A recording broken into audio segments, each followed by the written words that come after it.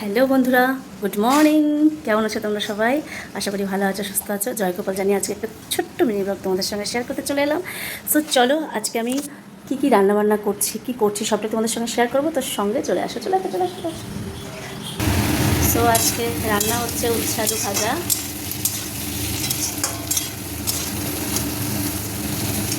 এখানে বসিয়েছি ডাল সেদ্ধ।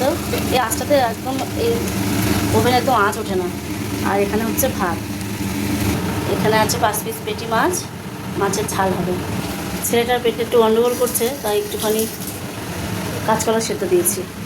আর ওর জন্য একটু ওআরএস আনতে গেছে, একটু টমেটো নেই ঘরে, টমেটো আনবে। সো এই মাছটাকে 4-5 পিস মাছকে একটু ঝাল ঝাল করে।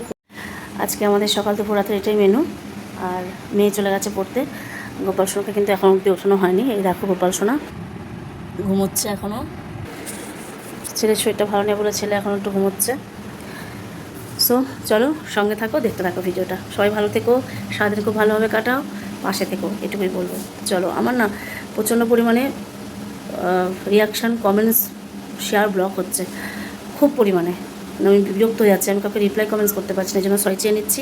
যারা আমাকে রিপ্লাই কমেন্টস করছে তাদেরকে অসংখ্য ধন্যবাদ, থ্যাংক ইউ সো মাচ। চলো সঙ্গে থাকো। সো বন্ধুরা, হাজব্যান্ডকে উচ্ছালো ভাজা দিয়ে টিফিনটা রেডি করে দিলাম, ডাল দিয়ে। ও হাজব্যান্ড খেয়ে নিল। আর মাছ ভাজা বসিয়ে দিয়েছি। আর এখানে পেঁয়াজ, রসুন, আদা, কাঁচা লঙ্কা, টমেটো, ধনেপাতা দিয়ে একটা মিক্স তৈরি করব, একদম ঝাল ঝাল করে, দারুণ হয় খেতে। এটা আমি ভীষণ ভালোবাসি, একদম লাভলি।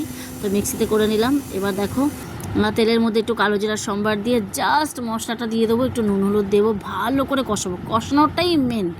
জাস্ট কষিয়ে নিয়ে একদম তেল ছাড়বে, তখন মাছগুলো জাস্ট দিয়ে দেবো, কোনো জল দেবো না এখানে। আর এখানে দেখো কাঁচকলা আলু ভালো করে নুন হলুদ মাখিয়ে নিচ্ছি আমার ছেলের জন্য। আমার ছেলের শরীরটা ভালো না, সেই কারণে ওকে কাঁচকলা আলু ঝোল করে দেবো। তো দেখো আমার মাছ চচ্চড়ি কমপ্লিট। এখানে একটু ধনেপাতা তোমরা দিতে পারো, একটু পুরো ছিটি, খুব ভালো লাগবে।